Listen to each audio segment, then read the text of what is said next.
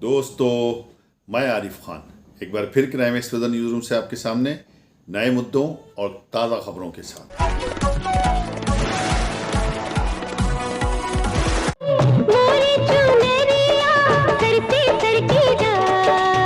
80 और 90 के दशक की एक अभिनेत्री जो अपने शानदार अभिनय और मनमोहक सुंदरता से लाखों दिलों पर राज करती थी। आजा रे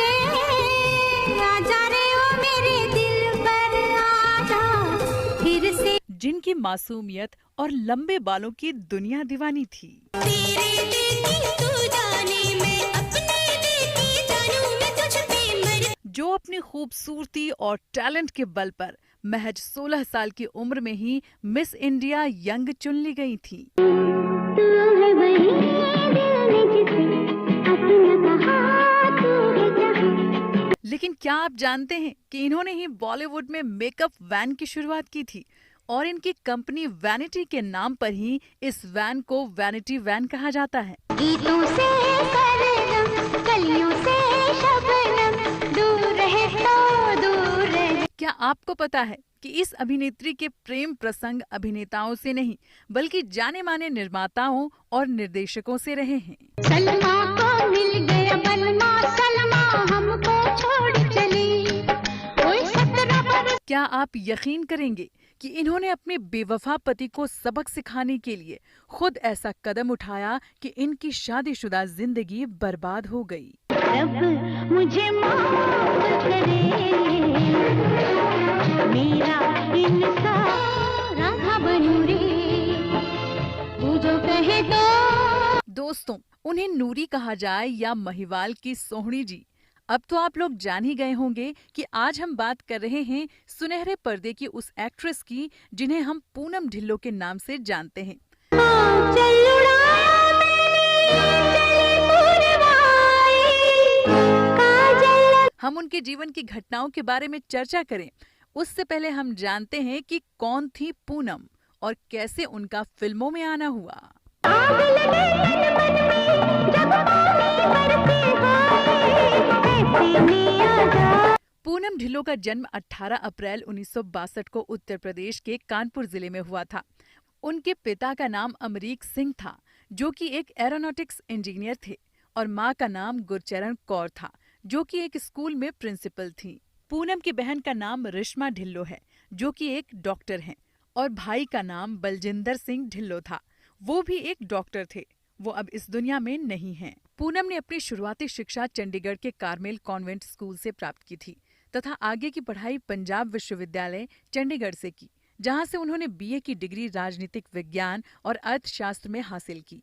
पूनम बचपन से ही पढ़ाई में बहुत तेज थी और अपने भाई और बहन की तरह डॉक्टर बनना चाहती थी, पर उनकी किस्मत में तो एक अभिनेत्री बनना लिखा था। तो आइए बात करते हैं कि कैसे उनका फिल्मों में आना हुआ। पूनम जब 10वीं में पढ़ रही थी तभी उन्होंने साल 1978 में मिस इंडिया यंग प्रतियोगिता में हिस्सा लिया और महज 16 साल की उम्र में ये खिताब अपने नाम कर लिया। इसी प्रतियोगिता के दौरान ही ली गई कुछ तस्वीरों पर निर्माता और निर्देशक यश चोपड़ा की नजर पड़ी और 16 साल की पूनम की खूबसूरती देखकर वो इतने प्रभावित हुए कि उन्होंने अपनी फिल्म त्रिशूल का ऑफर दे डाला। लेकिन पूनम आगे अपनी पढ़ाई जारी रखना चाहती थी तो उन्होंने उनका ये ऑफर रिजेक्ट कर दिया। लेकिन बाद में पंजाब विश्वविद्यालय में कार्यरत उनके पारिवारिक मित्र गार्गी ने उन्हें समझाया कि फिल्मों में काम करना कोई बुरी बात नहीं है। इसके बाद पूनम के पेरेंट्स ने उन्हें इस शर्त पर काम करने की इजाजत दी कि वो सिर्फ गर्मी की छुट्टियों के दौरान ही फिल्मों में अभिनय करेंगी। और फिर ये बात जब उन्होंने यश चोपड़ा को बताई और वो इस शर्त पर तैयार भी हो गए। साल 1978 में आई अपनी पहली ही फिल्म त्रिशूल में उन्हें संजीव कुमार, शशि कपूर और अमिताभ बच्चन जैसे उस दौर के दिग्गज कलाकारों के साथ काम करने का मौका मिला। इस फिल्म में उन्होंने संजीव कुमार की बेटी की भूमिका निभाई थी जो कि अभिनेता सचिन से प्यार करती हैं। फिल्म में उन पर फिल्माया गीत गपुची गपुची गम गम उन दिनों युवाओं के बीच काफी लोकप्रिय हुआ था। गपुची गपुची गम गम किसी गम गम गपुची गपुची गम गम। पूनम की पहली ही फिल्म सुपरहिट साबित हुई और उनके पास फिल्मों के ऑफर्स के ढेर लग गए, पर उन्होंने सारे ऑफर्स को ठुकरा दिया क्योंकि वो मेडिकल की तैयारी करना चाहती थी, लेकिन उनके बड़े भाई ने उन्हें हतोत्साहित कर दिया। साल 1979 में आई फिल्म नूरी के लिए यश चोपड़ा साहब पूनम को मनाने में एक बार फिर कामयाब हो गए और बेहतरीन गीत संगीत से सजी इस फिल्म ने बॉक्स ऑफिस पर धमाल मचा दिया। चोरी चोरी कोई आए, चुपके चुपके, सबसे छुपके। और इस फिल्म की कामयाबी ने न केवल उन्हें बल्कि अभिनेता फारूक शेख को भी स्थापित कर दिया। शाम सुहानी महकी महकी खुशबू तेरी लाए। फिल्म में लता मंगेशकर जी की आवाज में आजा रे ओ मेरे दिलबर आजा गीत आज भी श्रोताओं को मंत्रमुग्ध कर देता है। आजा रे ओ मेरे दिल पर आजा फिर से। नूरी फिल्म की सफलता के बाद पूनम ने ये डिसाइड कर लिया कि वो फिल्म इंडस्ट्री में ही अपनी पहचान बनाएंगी और फिर इन्होंने राजेश खन्ना के साथ रेड रोज, जितेंद्र के साथ निशाना और राज कपूर के बैनर तले बनी फिल्म बीवी ओ बीवी में काम किया। किसकी सराय मुझको बुलाए, अनजाने सब। पर ये फिल्में बॉक्स ऑफिस पर कोई कमाल नहीं दिखा पाईं। इन फिल्मों की असफलता से पूनम को बहुत निराशा हुई, पर उन्होंने हिम्मत नहीं हारी और अपना संघर्ष जारी रखा। इस बीच उन्हें राजेश खन्ना के साथ फिल्म दर्द और कुमार गौरव के साथ फिल्म तेरी कसम में काम करने का मौका मिला और ये फिल्में बॉक्स ऑफिस पर सफल रहीं। ज़मीन गा रही है, आसमां गा रहा है। और पूनम के फिल्मी करियर को नए पंख मिल गए। फिर उन्होंने कभी भी पीछे मुड़कर नहीं देखा। पूनम ने फिर सोनी महिवाल, तेरी मेहरबानियां, तवायफ, गिरफ्तार, नाम, कर्मा, बंटवारा, जुदाई जैसी हिट फिल्में दी। ना जइयो परदेस रे माही रे। पूनम ने उस दौर के सभी बड़े अभिनेताओं के साथ काम किया। उन्होंने संजीव कुमार, राजेश खन्ना, जितेंद्र, अमिताभ बच्चन, अनिल कपूर, जैकी श्रॉफ, सनी देओल और ऋषि कपूर जैसे बड़े अभिनेताओं के साथ सिल्वर स्क्रीन शेयर की और बुलंदियों पर पहुंच गईं। रब से ज्यादा तेरा नाम लेती हूँ, रब मुझे माफ। अब बात करते हैं उनके प्रेम प्रसंगों और शादी के बारे में। फिल्म जानकार बताते हैं कि पूनम की पहली फिल्म त्रिशूल की सफलता के बाद कई निर्माता और निर्देशक पूनम के साथ काम करना चाहते थे, लेकिन फिल्म निर्माता रमेश तलवार को ऐसा करने का मौका मिला था। वो शुरू से ही पूनम को अपनी फिल्म नूरी के लिए अभिनेत्री के रोल के लिए कास्ट करना चाहते थे। यहाँ आपको बता दें कि वो इस फिल्म के सह निर्माता थे। फिल्म में कास्ट करने के बाद फिल्म की शूटिंग के दौरान रमेश और पूनम अच्छे दोस्त बन गए और ऐसा माना जाता है कि फिल्म निर्माता रमेश को पूनम से प्यार हो गया था, जबकि पूनम उन्हें हमेशा अपना दोस्त मानती रही। 1980 के दशक की शुरुआत तक मीडिया ने पूनम और रमेश के अफेयर के बारे में रिपोर्ट करना शुरू कर दिया था, लेकिन दोनों ने हमेशा इसे अफवाह कह के खारिज कर दिया। पूनम ढिल्लों और रमेश तलवार की गुप्त सगाई की अफवाहें भी उड़ी थी और अभिनेत्री लंबे समय तक चुप रहीं, क्योंकि वो उनको मिलने वाली फिल्मों के ऑफर से हाथ नहीं धोना चाहती थी। कुछ समय के बाद पूनम ढिल्लों और रमेश तलवार के अफवाह भरे रिश्ते का अंत हो गया था, जब एक एडिटर ने यश चोपड़ा और पूनम के रिश्ते के बारे में मैगजीन में छापा। करियर के शुरुआती दौर में पूनम यश चोपड़ा के घर में ही रहा करती थी और दोनों को साथ साथ कई जगहों पर देखा जाने लगा, तो फिल्म मैगजीन और अखबारों में उनके प्रेम प्रसंगों के बारे में खबरें छपने लगी। पर फिल्म जानकारों के अनुसार उनका ये रिश्ता भी ज्यादा दिन तक नहीं चल सका। 1980 के दशक में पूनम ढिल्लों अपने फिल्मी करियर की सफलता के शिखर पर थीं। इसी दौरान उनकी जिंदगी में आए फिल्म निर्माता राज सिप्पी।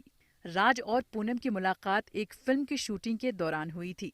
पूनम को पहले से ही शादीशुदा डायरेक्टर राज सिप्पी से प्यार हो गया था। राज के साथ उनका रिश्ता फिल्म इंडस्ट्री में चर्चा का विषय बन गया। पूनम ने राज से शादी करने की भी ठान ली थी, लेकिन राज पूनम से शादी के लिए अपने परिवार को छोड़ने के लिए राजी नहीं थे और पूनम राज के जीवन में दूसरी महिला की भूमिका नहीं निभाना चाहती थी और इस रिश्ते का भविष्य न देखते हुए दोनों अलग हो गए।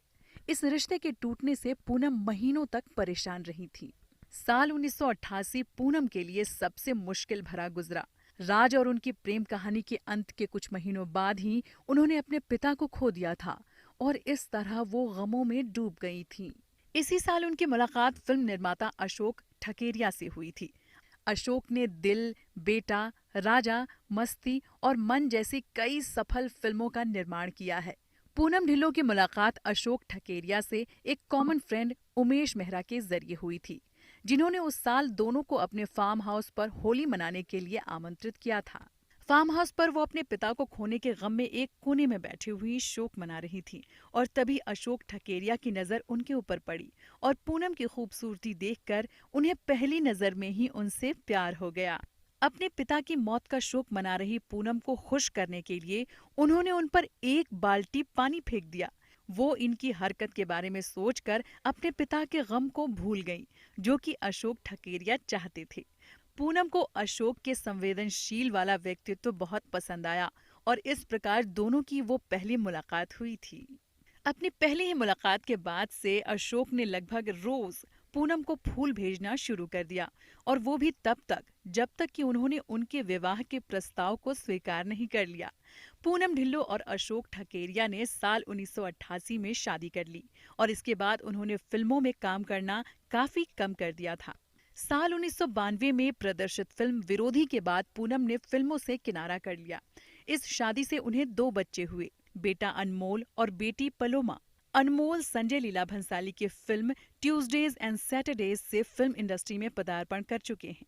फिल्म जानकार बताते हैं कि साल 1994 के आते आते पूनम और अशोक के बीच अनबन शुरू हो गई थी। दोनों बेवजह झगड़ते रहते थे। आए दिन दोनों के बीच मतभेद और मनमुटाव होते रहते थे। पूनम अपनी एक खास दोस्त के बारे में बात करती थी कि अब उनके और उनके पति के बीच वो केमिस्ट्री नहीं रही। तभी एक दिन पूनम को खबर हुई कि उनके पति का एक्स्ट्रा मैरिटल अफेयर चल रहा है। पूनम गुस्से में आग बबूला हो गई। उस वक्त पूनम के मन में बदले की भावना ने जन्म ले लिया। उन्होंने सोच लिया कि वो भी अपने पति को मजा चखाएंगी। पूनम ढिल्लों ने पति के साथ जैसे को तैसा करने का सोचा। ऐसे में पूनम की एक हांगकांग के बिजनेसमैन से मुलाकात हुई। पूनम ने इस दौरान बिजनेसमैन कीकू संग अफेयर कर लिया। अब पूनम और अशोक के बीच और परेशानियां खड़ी होने लगी। इसके बाद पूनम और अशोक ने साल 1997 में एक दूसरे को तलाक दे दिया। 1997 में आई उनकी फिल्म जुदाई से उन्होंने अपने फिल्मी करियर की दूसरी पारी की शुरुआत की। अब वीडियो अगर पसंद आई हो तो लाइक कीजिए, शेयर कीजिए और चैनल को ज़रूर सब्सक्राइब कीजिए ताकि डायरेक्ट नोटिफिकेशंस आप तक पहुंचते रहें।